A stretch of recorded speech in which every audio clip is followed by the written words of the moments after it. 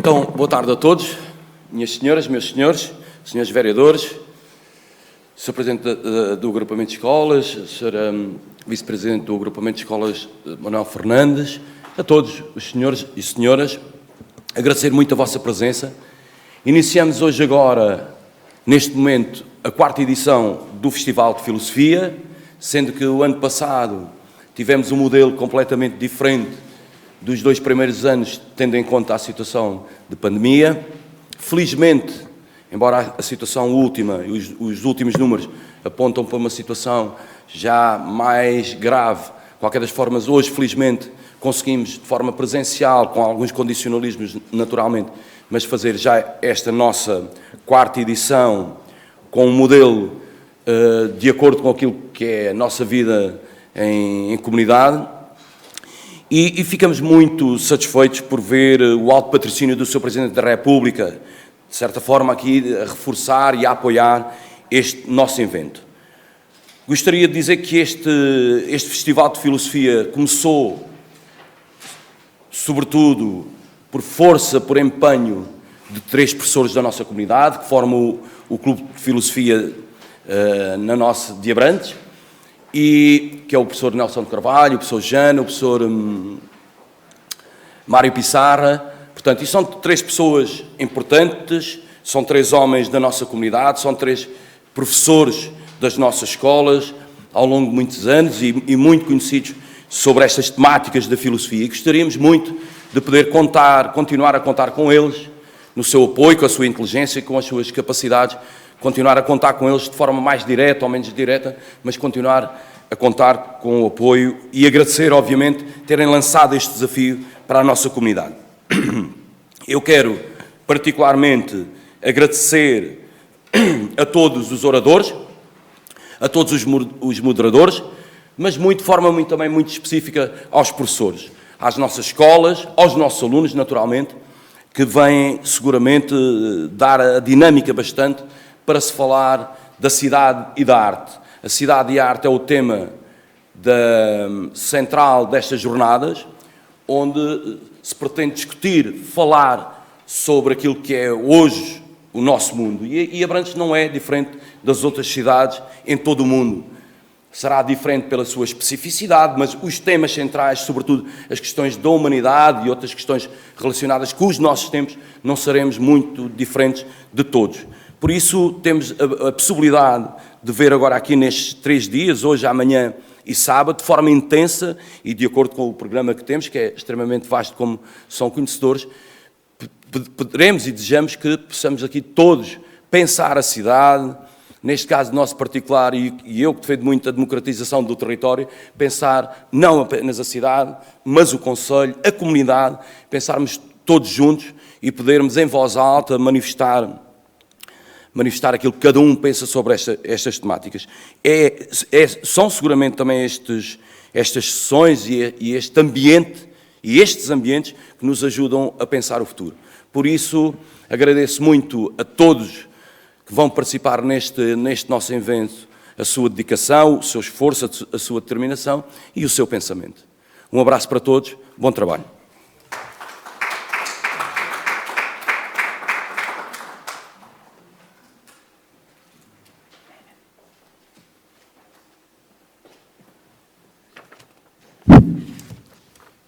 Boa tarde. Vamos seguir a abertura oficial pelo Sr. Presidente da Câmara, assistir de imediato à conferência inaugural pelo Dr. David Santos.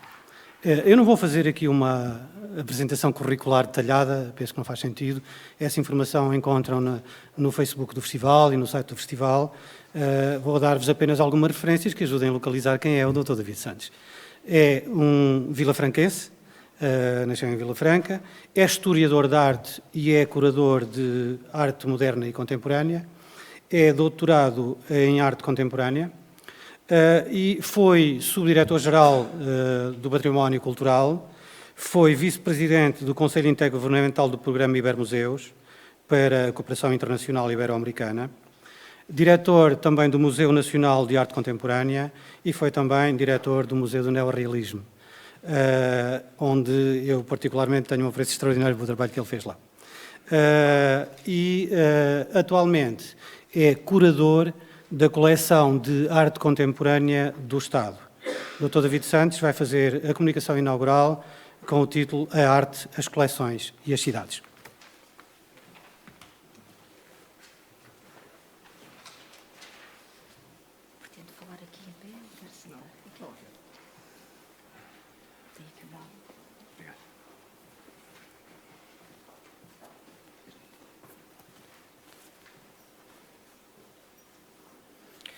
Bom, em primeiro lugar, quero agradecer o convite que me dirigiram e agradecer ao Sr. Presidente da Câmara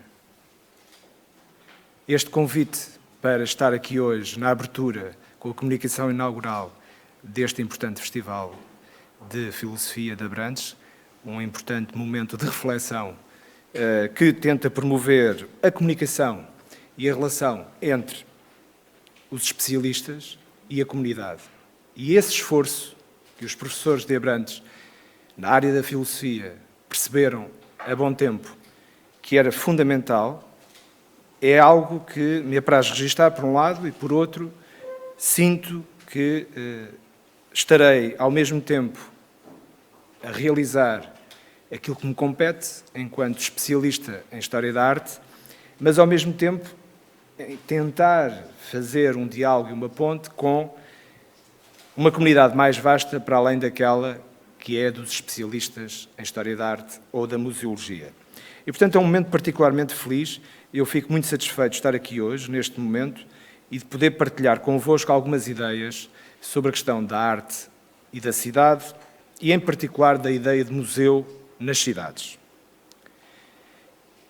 Em meados do século XIX, Victor Hugo referia-se ao Museu do Louvre como a Meca da inteligência. Hoje, esta afirmação parece-nos demasiado distante, como se tivesse sido produzida há milhares de anos.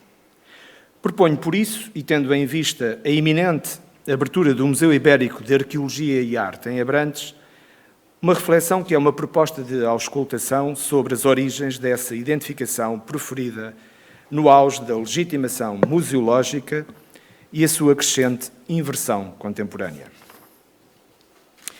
Segundo o modelo proposto por Michel Foucault em As Palavras e as Coisas, o processo de seleção dos valores que moldaram a episteme moderna, isto é, do homem do iluminismo às futuras ciências humanas, era essencialmente constituído, como todos os sistemas de valores, por inclusões e exclusões determinadas, sobretudo, pelas inevitáveis relações de conflito entre o poder e o conhecimento, expressas, precisamente, na legitimação das instituições que, ao longo do século XIX, foram exercendo a sua autoridade tentacular.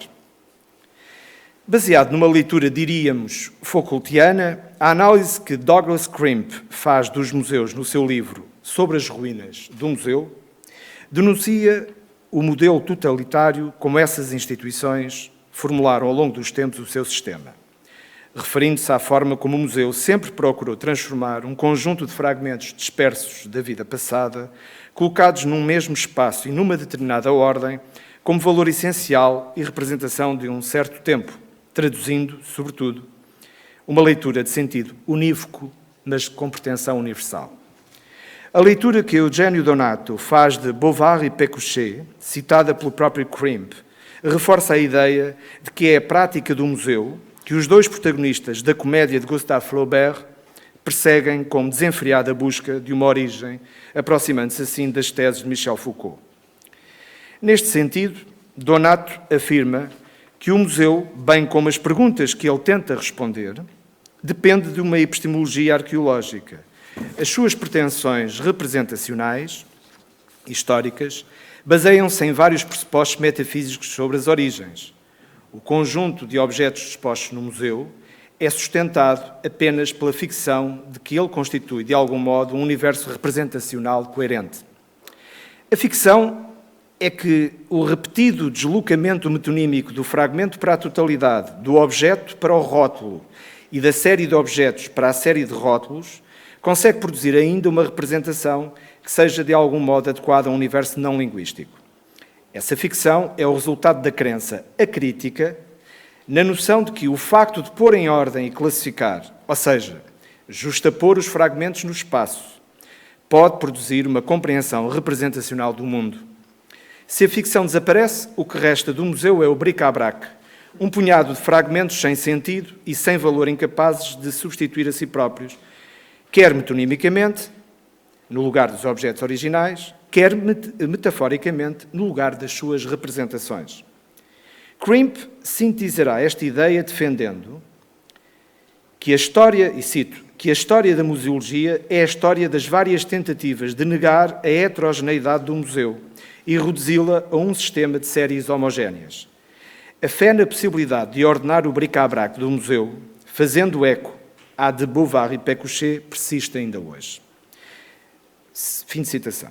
Nesse mesmo estudo, Douglas Crimp aponta ainda a hipótese de ruína ou de abalo do sistema dos museus com a prática da desmaterialização do objeto de arte que se operou durante os anos 60 e 70 do século XX, caracterizando o trabalho de Richard Serra, Hans Hack ou Daniel Buran como exemplos paradigmáticos dessa crítica ao triângulo de legitimação artística, ateliê, galeria, museu.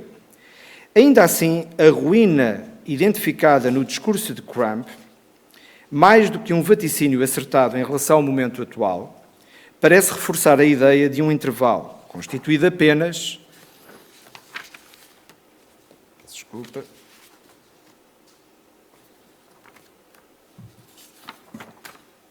Constituído apenas como pausa autorizada pela ação legitimadora dos museus de arte moderna e contemporânea.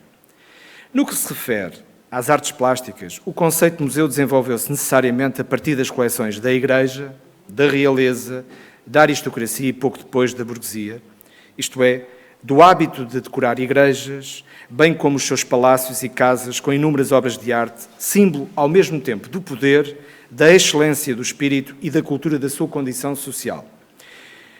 Quando as galerias reais do Louvre e Versalhes foram ocupadas pela Revolução Francesa, a riqueza estética e artística dessas coleções tomou uma dimensão pública antes desconhecida, apesar das experiências britânicas de abertura pública, mas bastante condicionada, sobretudo a estudantes e cientistas dos espaços museológicos britânicos. Ora, essa nova dimensão pública, antes desconhecida, estava imbuída no espírito do progresso humano que a cultura iluminista deixara como herança. Daqui parte, na verdade, todo o poder dos museus e dos seus sistemas universais de produção de sentido sobre a humanidade e os seus valores. Ao longo do século XIX, o museu irá assumir uma quase inquestionável aura de legitimação social em torno dos saberes, como espécie de guardião máximo desses tesouros exemplares a preservar, portanto. Mas, por outro lado, o gosto pela preservação do saber e das heranças definidas como positivas em relação ao passado confunde-se nesta altura com o espírito de aventura individual e romântica que as viagens e o sentido poético das ruínas antigas projetavam ao mesmo tempo sobre os conceitos de cultura e saber científicos. Nos desenhos e gravuras de Giovanni Battista Piranesi ou nas pinturas de Hubert Robert, a nostalgia do passado mistura-se com a tomada de consciência sobre o tempo moderno e o valor da humanidade. É a dimensão da temporalidade que envolve, inquieta e domina o ser humano no século XIX. Por isso, ele procura no passado uma leitura e compreensão de si mesmo, nele buscando a essência e o sentido da vida, entendida assim enquanto ato de responsabilidade com decisivos reflexos no futuro. Nunca, como no século XIX, a essência da história determinou tanto a ação dos homens. Daí a grande necessidade da exploração pedagógica e didática do saber e da ciência. Daí a importância crescente e decisiva das instituições que podiam assegurar e garantir, tanto no saber científico como na arte, o valor simbólico e identitário de um dado objeto, artefacto ou exemplar da natureza. Foi igualmente pelo domínio da história e na sequência das descobertas arqueológicas de Pompeia e Herculano, em meados do século XVIII, que se desenvolveram as ideias clássicas de museu, academia e escola de arte, prefigurando um ciclo de legitimação forjado nas teses de Winckelmann, por um lado, e do seu rival Lessing, por outro, em torno de valores artísticos inspirados no belo eterno, entre aspas, na harmonia e proporção encontradas nas esculturas da Antiguidade, em especial as da Grécia de Péricles.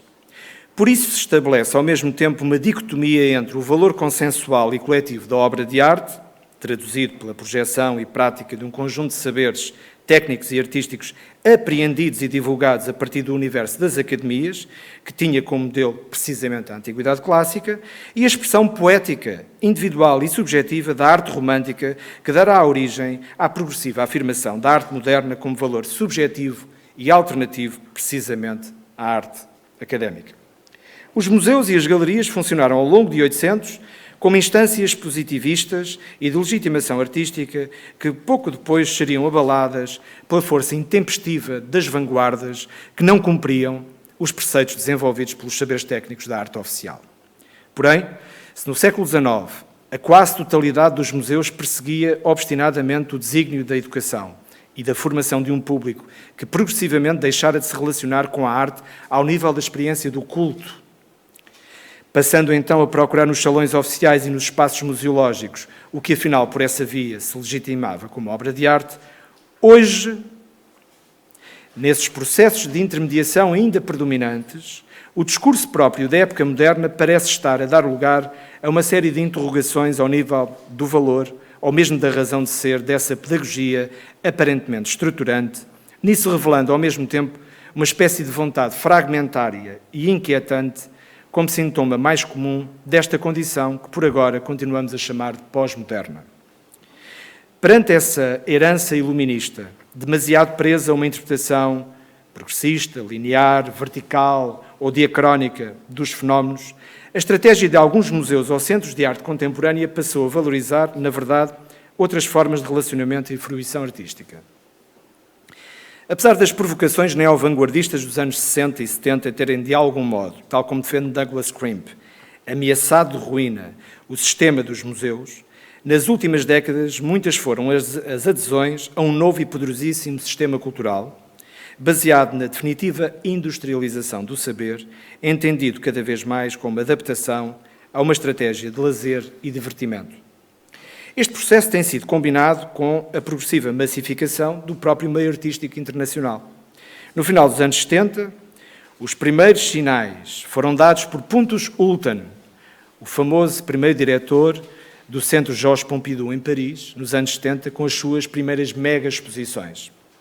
Já nos anos 90 e 2000, o Guggenheim Bilbao ou a nova Tate Modern em Londres exponenciaram decisivamente essa estratégia de livre circulação no espaço museológico.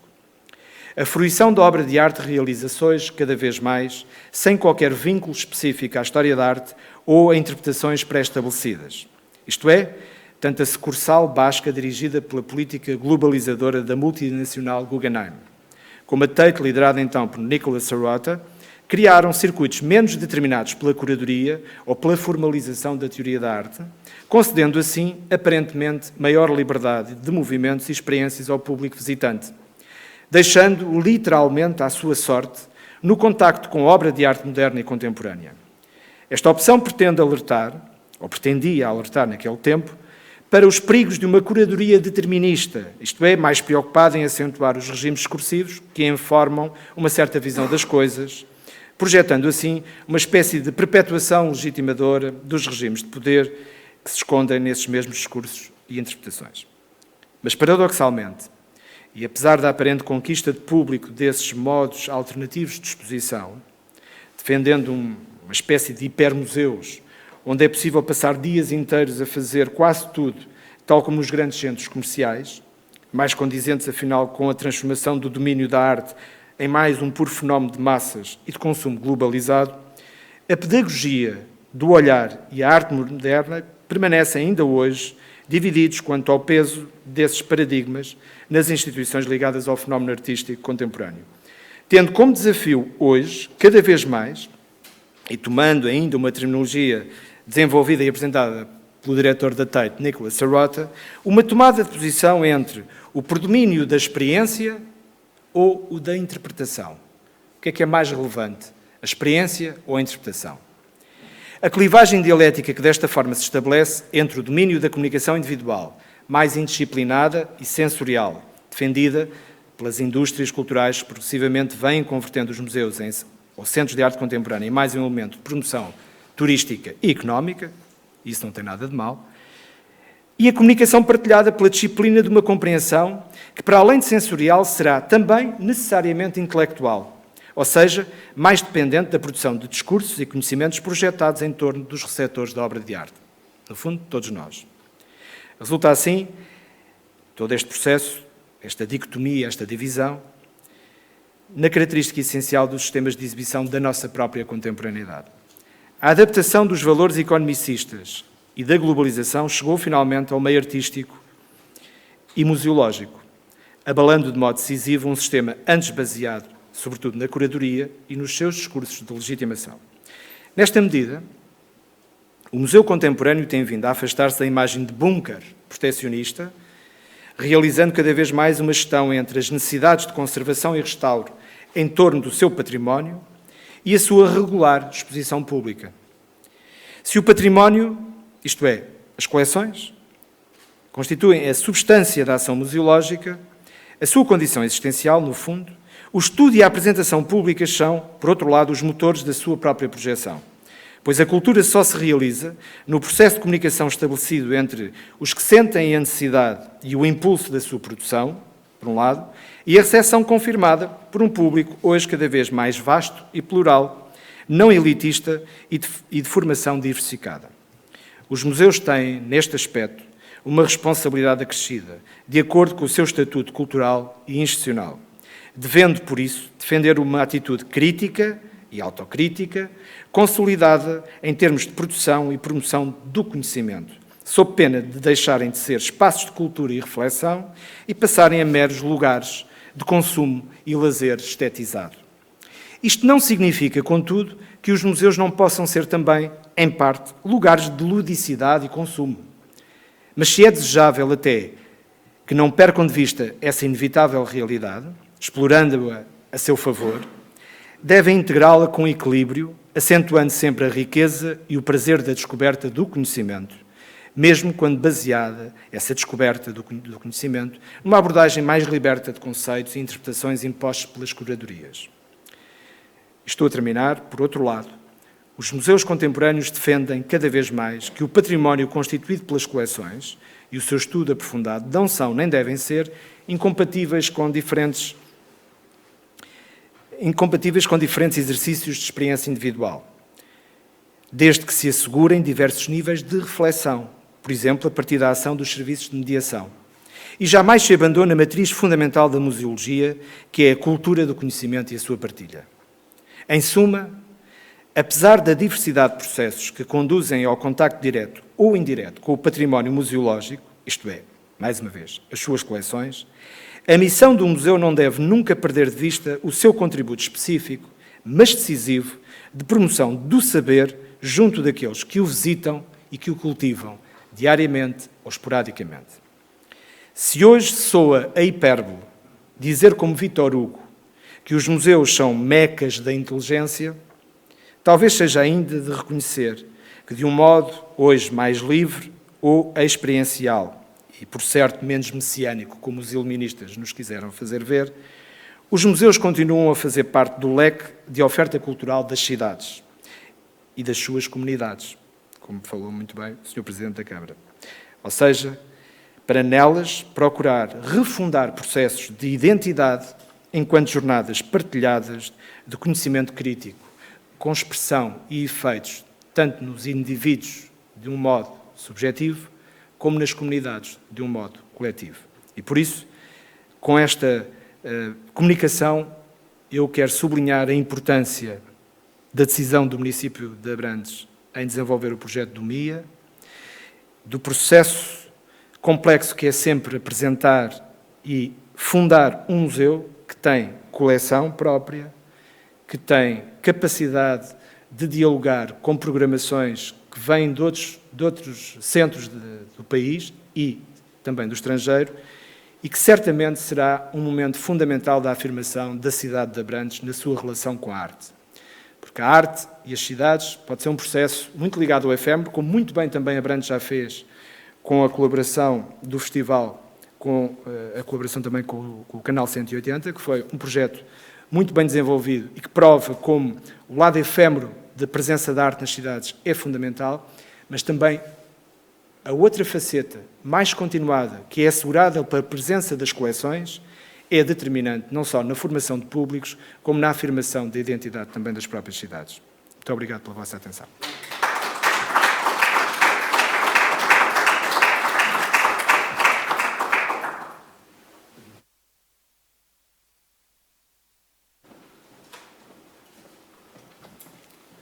Muito obrigado, David.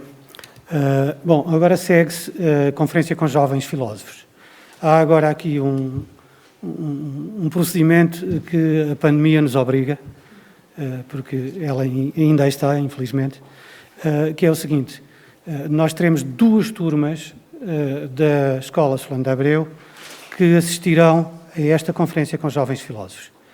É evidente que, tendo 43 alunos, mais alguns professores presentes, não cabemos todos, porque estamos limitados por exigência da lotação deste espaço a 50 lugares. E, portanto, vou pedir-vos o seguinte: vamos fazer aqui uma gestão que não é confortável, mas é obrigatória, que é, nós que estamos cá dentro, vamos sair e vamos dar prioridade aos alunos, neste momento, que é um momento que gostaríamos todos de partilhar, que acarinhamos todos, mas que vai ser fundamentalmente deles. Nesse intervalo de 5, 10 minutos que vamos fazer aqui, também procederemos à higienização da sala, como sempre faremos entre sessões. Está bem? Compreendam isto. Depois, às 5h30, haverá então a outra sessão, em que voltaremos todos cá dentro. Já não teremos os alunos. Muito obrigado, sim.